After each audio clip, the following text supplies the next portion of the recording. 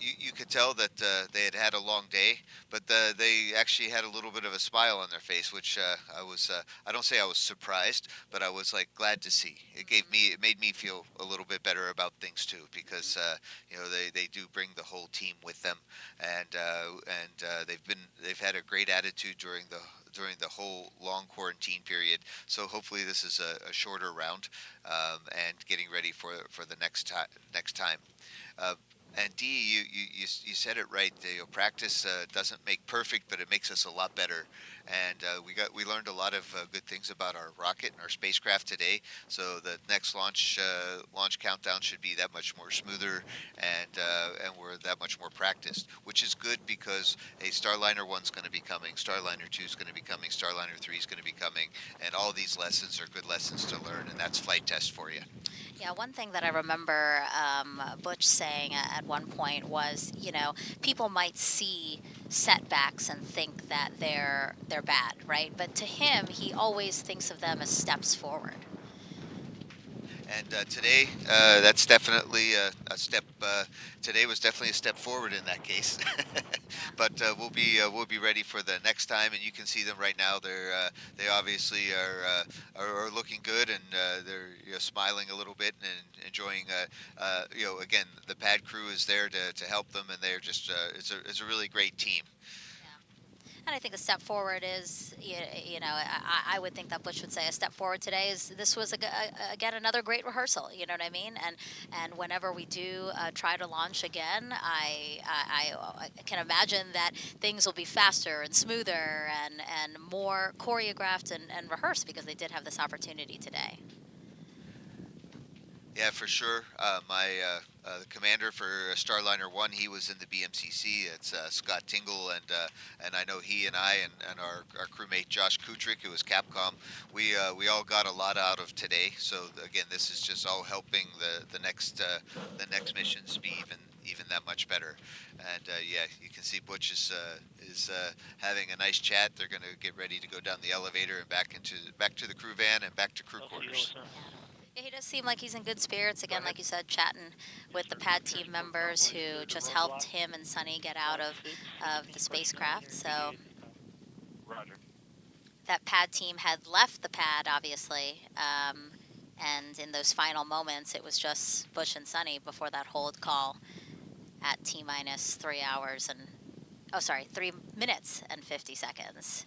And so right after that call, as we heard from Daryl and Dylan and Lauren, they safed the vehicle, made sure it was in a safe configuration for the pad team to return to the launch pad and to begin the procedures to open up the side hatch there so that Butch and Sunny could get out.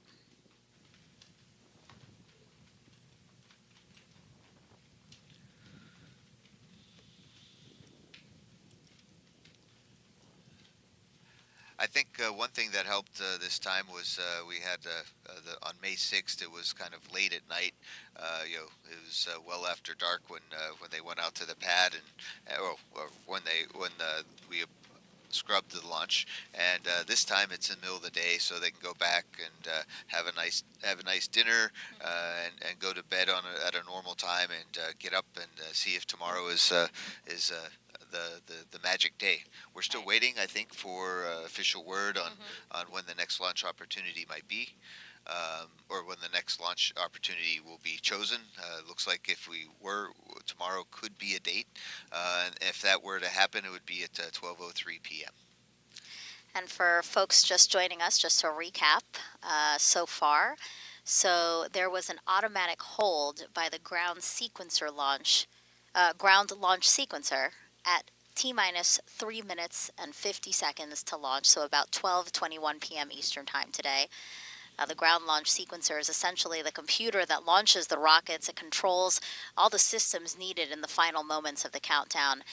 And the ULA team will still be looking into why it appears the ground launch sequencer did not enter into the right configuration for launch. That is why the automatic hold was triggered at, again, T minus 3 minutes and 50 seconds. As you can see on your screen, the next launch opportunity tomorrow, June 2nd, 12:03 p.m. Eastern Time. Again, that's just an opportunity. Teams will review the data from what happened today to determine whether or not they can make that launch opportunity. You see Sunny walking across the crew access arm now. Back into the white room, where a pad team member is helping her to put back on her helmet. Or the cover. The visor cover, yes. Yeah. And that's to make sure it doesn't scratch. Nothing scratches. Yes, right? It's very frustrating to have a visor that's scratchy and then it's hard to replace. So we protect them carefully, and so they'll be able to make it back to the suit room where where the crew will get unsuited, and the suits will get cleaned and dried and get ready for the next time to go launch. And give us some insight as to what happened. So, we ended our coverage last time on May 6th after Butch and Sunny arrived to crew quarters. What happens after that? Yes, so they arrive at crew quarters. It was kind of funny because I met them right at the Astrovan. We said a few joking words, and then I asked Butch if I could carry his helmet bag, and he said nope. And same with Sunny. They're I would say fiercely independent, but they just say, hey, we're professionals, we got this. So we went up to the suit room where the Boeing and David Clark team, the suit team was there, and they helped the crew get out of their suits safely. You can see it's a little windy, and a blue Sunny's helmet cover is a little bit loose. Hopefully somebody sees it and puts it carefully back on, or we'll have a piece of FOD. Oh, there it is. And so then they get out of their suits, and then they go back to their rooms at the astronaut quarantine facility or crew quarters, and they will get out of their undergarments and take a quick shower, get refreshed, and then find out what the plan is for the next time, whether it's tomorrow or not. And so that's what happened last time, and at this point last time we thought the launch might be the next day also. So they're keeping their optimism right now and keeping options open. Sure. And so we just saw Butch and Sunny and the pad team members get inside the elevator at level 12, which is the level that allows them access to the Starliner spacecraft. So now they are making their way down to the base of the crew access tower.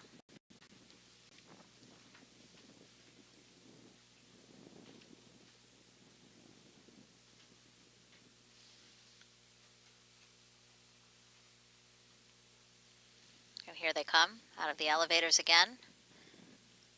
See, they have their white booties on there. That's to make sure that any gravel or any small little pieces of dirt or rocks don't get into their fancy boots, and it protects the spacecraft, the Calypso, for the next opportunity. And so we just saw there that the Astrovan is already at the base of the crew access tower. So they will get on in there. And then it's a short ride over to astronaut crew quarters, which is basically it's like the whole west wing of the third floor of the operations and checkout building here, right? Yes, and not only are the flight crew there, but we have the chief astronaut.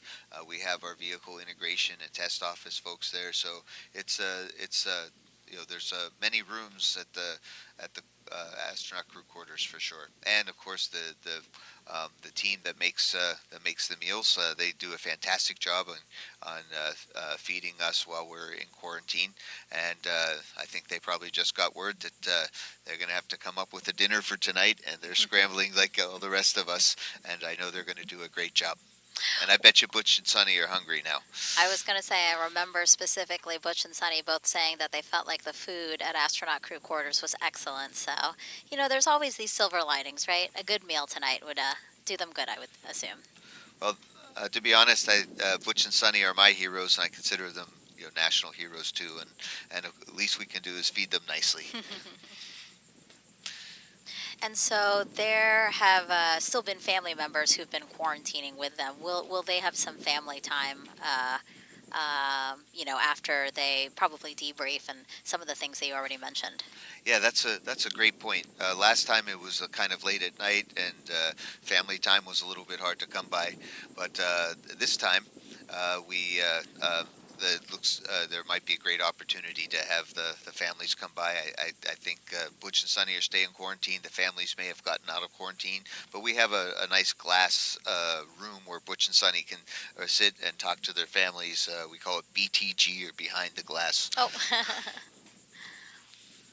All right, and we see the Astrovan there, turning around, driving away now from the crew access tower.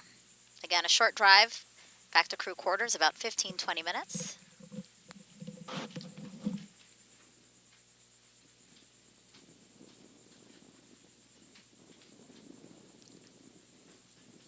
Again, for those just joining us, this was our second attempt at launching NASA's Boeing crew flight test. Go ahead. Yes, sir. At around 3 minutes and 50 seconds to launch, Roger. an automatic hold was triggered by the ground launch sequencer. And that GLS for short is the computer that launches the rocket because it controls all the systems needed in the final moments of the countdown. So if you remember when we were in terminal count and you heard the teams calling out and saying, this is done, kind of ticking off things off the checklist, it was the ground launch sequencer, right, Mike? That were triggering all of those steps. So that's Go ahead. yes, sir. Looking ahead to step 150, I wanted to verify that we are indeed we can let the computers get all the sequence of events that needs to happen. A lot of valves opening and igniters igniting to get a launch properly. And so for some reason today, the launch sequencer said, "Hey, something's not right. I didn't pass my self checks," and stopped the launch at 3 minutes and 50 seconds to go. Arm extended. And it's great that we have these safeties in place, right, for there to be an automatic trigger, if there were something wrong, really is a safety to have. Okay. Yeah, that's, That really helps with both reliability and safety for sure. And that's what's really nice about the rockets that we send humans on. That I think the SLS, the Artemis rocket, also has a ground launch sequencer, different design, but the same purpose of making sure everything happens. And if it doesn't, it's hold off from launch, and we'll do it again some other time.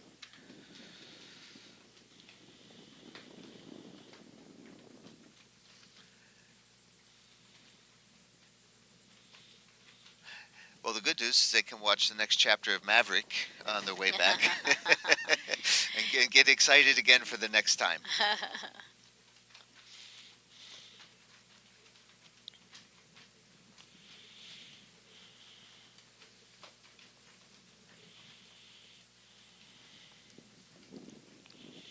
Again, when we launch, this will be a historic mission.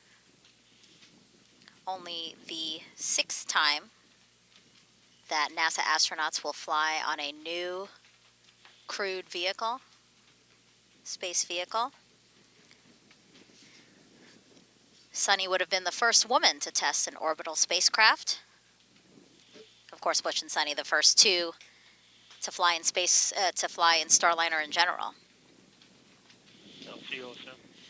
This crewed flight test, part of NASA's commercial crew program, to certify a second commercial spacecraft to ferry astronauts to and from the space station.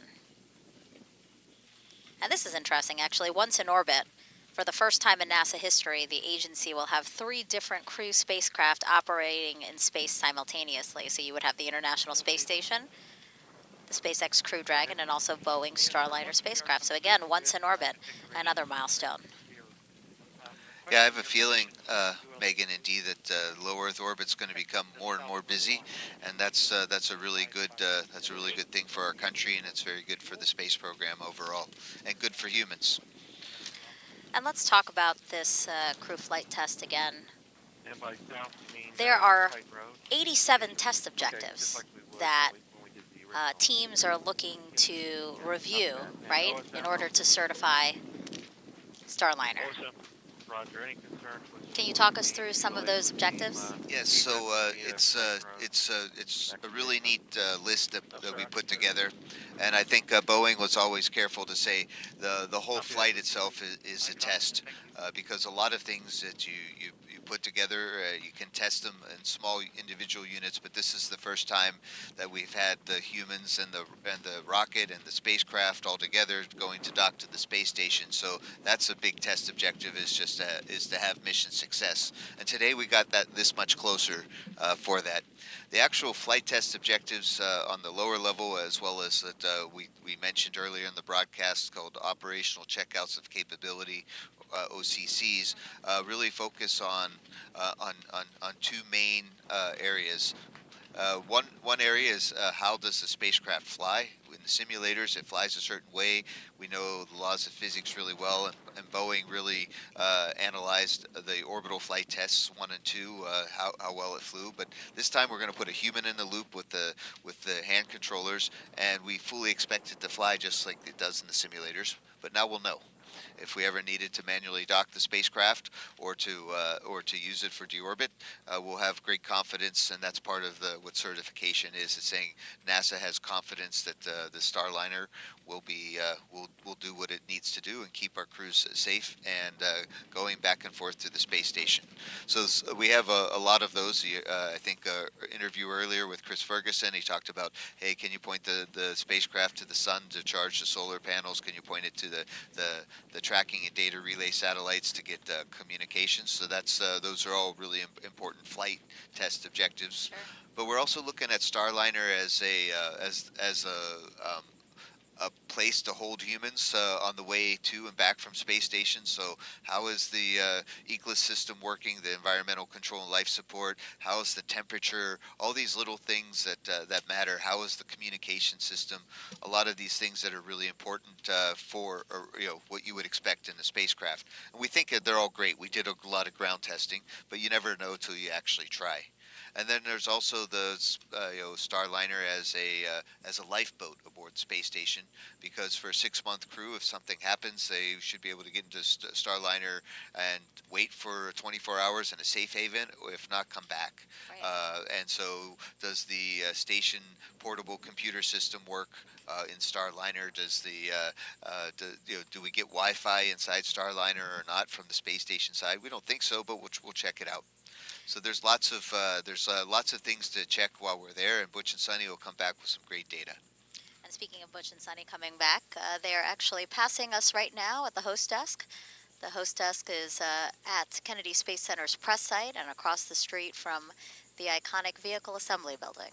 So we are hearing some helicopter sound from above, and we now have eyes on the security convoy and the Astrovan with Butch and Sunny inside. Yay, go Butch, go Sunny, go Starliner. Not much of a trip from here, about 10 minutes, so we should be back at crew quarters here shortly. It's a lot easier with the police escort. Yeah.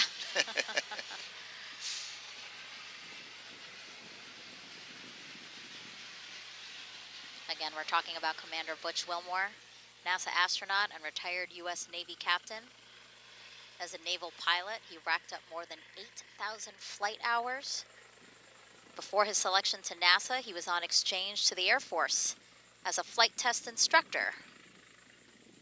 And he is a veteran of 2 space flights, as pilot on Space Shuttle Atlantis in 2009, and then in 2014 he served as a flight engineer for Expedition 41, so CFT will be his 3rd mission to the ISS.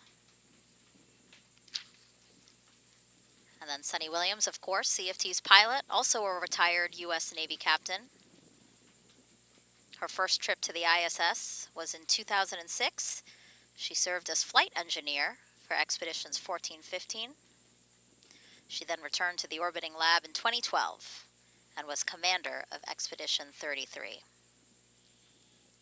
She has more than 50 hours of spacewalk time. It's actually the second most cumulative time by a female astronaut. And so CFT will also be her third trip to space.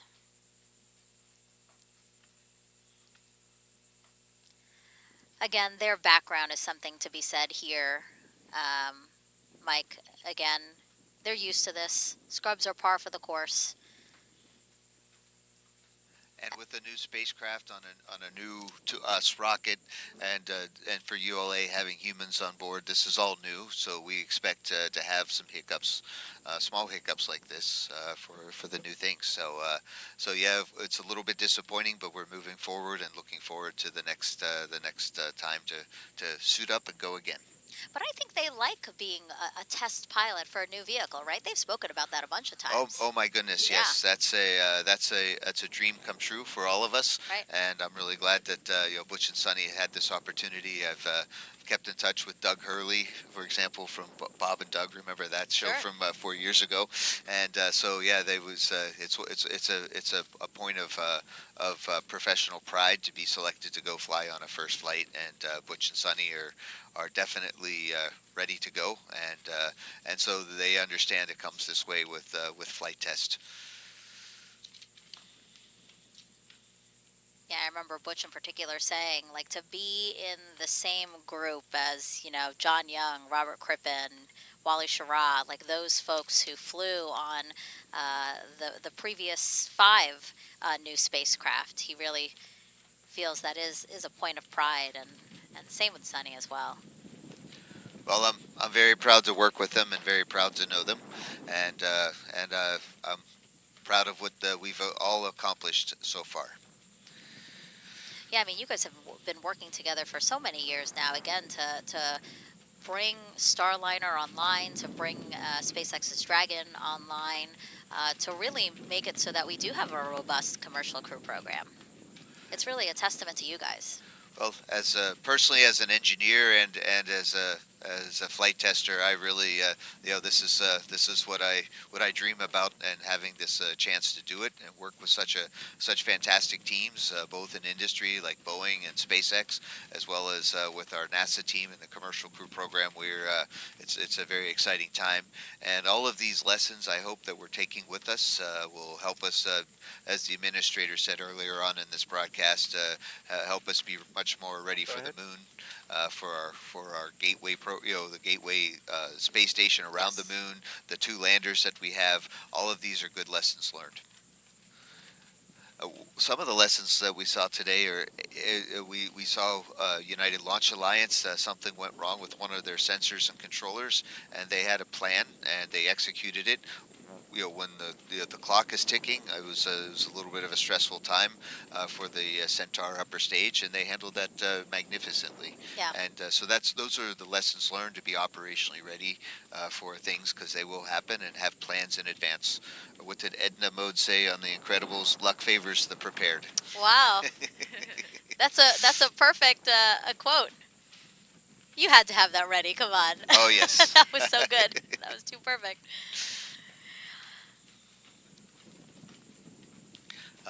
They're making the turn. They're Yep. just very close to the crew quarters and the operations and checkout building, and they'll be getting out of their suits in just a few minutes. Yep.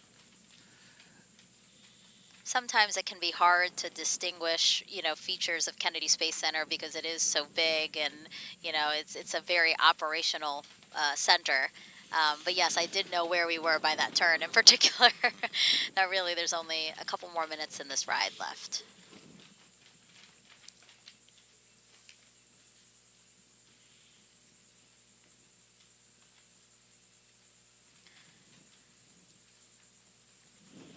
Of course, Mike, knowing so much about this mission, and Butch and Sonny, because you were initially scheduled to fly on CFT, you will instead be pilot for the first operational mission after the certification flight, Starliner 1, but you trained also as their backup pilot for this mission.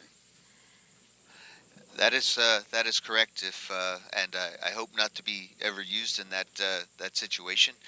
Butch and Sonny are the right team for this mission, and but yes, but it's good to know that that we have that preparation and prepared for the case of any contingency or the ones that we can think of, and that just makes that much better for Starliner 1 to be ready for its flight 2.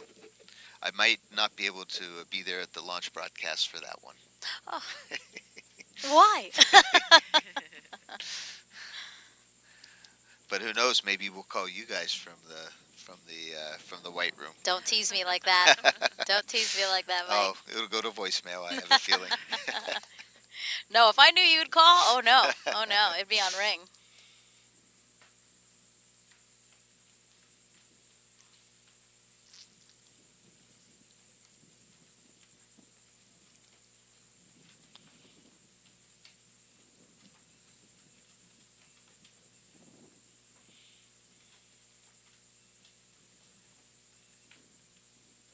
Okay, and when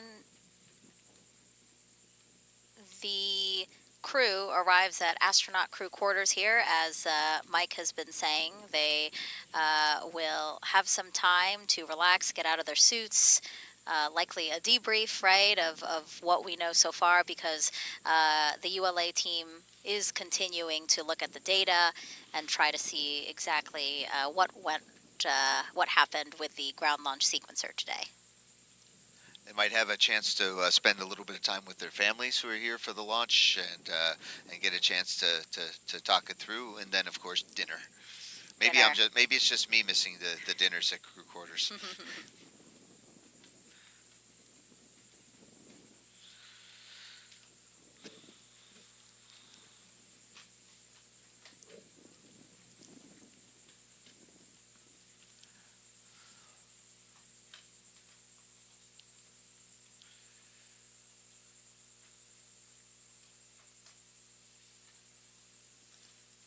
Again, if you are just joining us and you're seeing on the bottom of your screen there, the next launch opportunity is June 2nd, 12:03 p.m. Eastern Time. Again, opportunity. Right now, we don't know if teams will elect to take that opportunity, but we are talking about next opportunities because we had to stand down from today's launch attempt.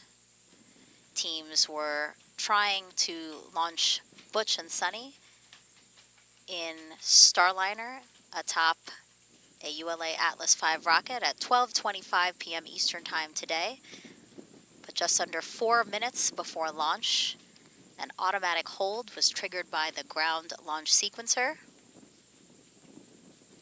And again, Mike, talk to us about what that ground launch sequencer is. It's important. Yes, the old way we used to do rockets before computers, we'd have to make sure all the valves and the telemetry was good, and before we'd hit the launch button. But now with modern technology, we're able to have a computer to make sure everything is correct, and it happens at the right microsecond, so that the valves open, the fuel flows, the igniters ignite, along with the solid rocket boosters on the side, and have it happen with less than second precision to meet that instantaneous launch window. So the ground launch sequencers are normal for all modern rockets, including the Atlas. And for some reason today, when the ground launch sequencer at 3 minutes and 50 seconds to launch said, "Hey, something's not right. I'm gonna stop the sequence," and that's when our opportunity for today went away. But like you mentioned, Megan, indeed, as before, is that just keeps things safe and keeps us on track for a successful mission in the future. And as you said, as teams review what happened today, NASA, Boeing, and ULA, we are planning a news conference at 3 p.m. Eastern today. An opportunity for us to be as transparent as possible about what happened today. Also gives us a little bit more time for teams to, again, review as much as they can so that they can release the most up-to-date information that they have. So again, you see it on your screen there. News conference scheduled for 3 p.m. Eastern Time here from Kennedy Space Center to give you any new information we can about today's scrub of NASA's Boeing crew flight test. You can watch it on NASA TV, NASA Plus, and our social media channels. Again, 3 p.m. Eastern Time today. And also, as you know, for more information as you follow along with launch and also this entire mission, you can always head to blogs.nasa.gov/Boeing crew flight test. You see that there on your screen. A great resource. It's where we put all of our information so that you can follow along on this exciting journey we have for this flight test. Now, it's hard to see. Did we see Butch and Sunny get out of the Astrovan yet? We didn't, but if it happened like last time, as soon as those doors opened and the steps went down, they were out. And Okay. there we go. Yeah, the Astrovan leaving now.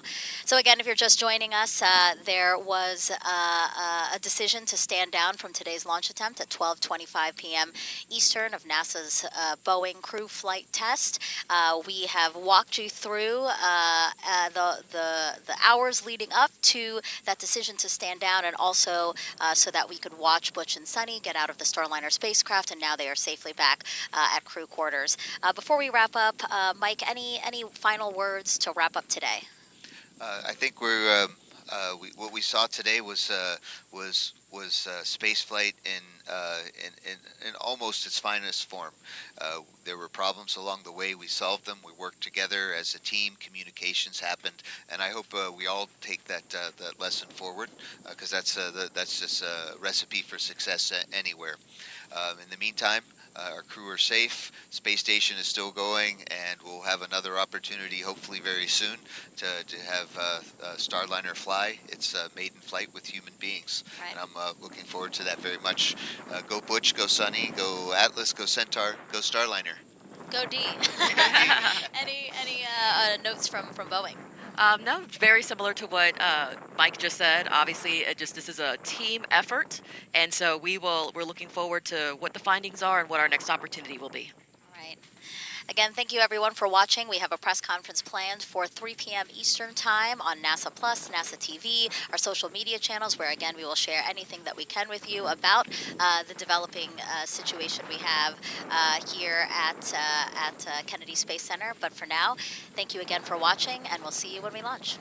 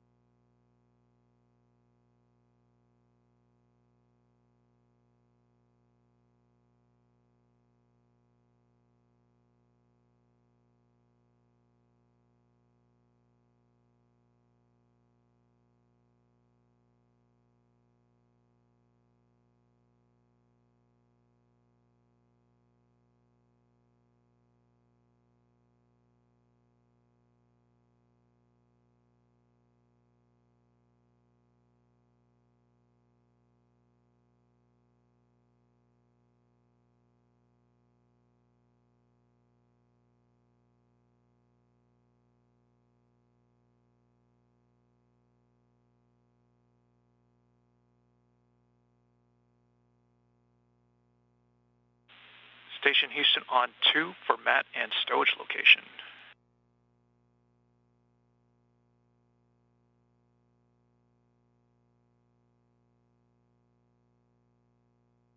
Houston, Matt's on Cetus right now. I said he'll call you in about 20 minutes.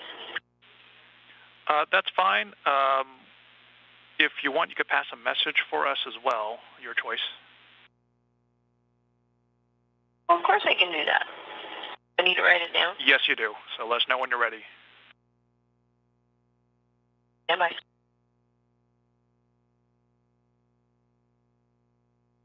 Go ahead. He's actually ready to copy.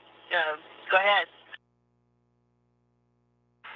He will also need to write it down, but I will try to keep it as simple as possible. So this is for the Bose headset he found. Stowage location is Lab Overhead 5 Golf 2.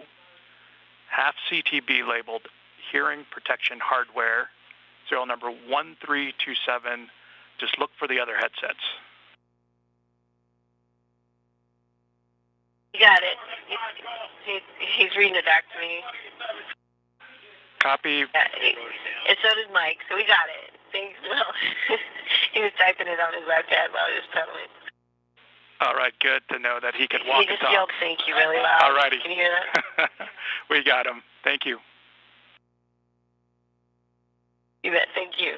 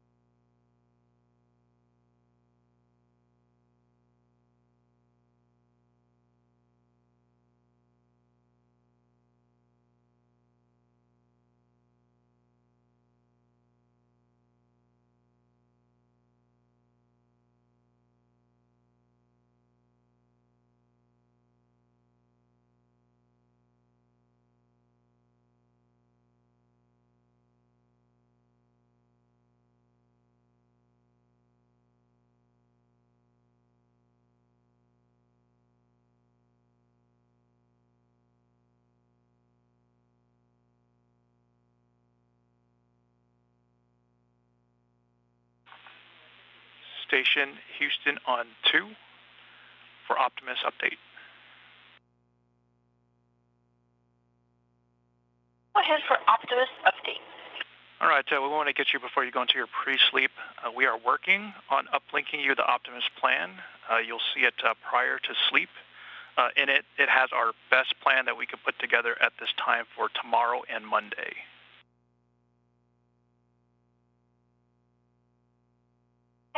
Okay, that sounds good. So before we go to bed, we should see the plan for tomorrow and Monday. That's correct. All right, well, that was some fast work. Thank you. You're welcome. If we don't talk to you again, have a good night. Thanks, well, you too, and to the rest of the team. We appreciate you guys being there today.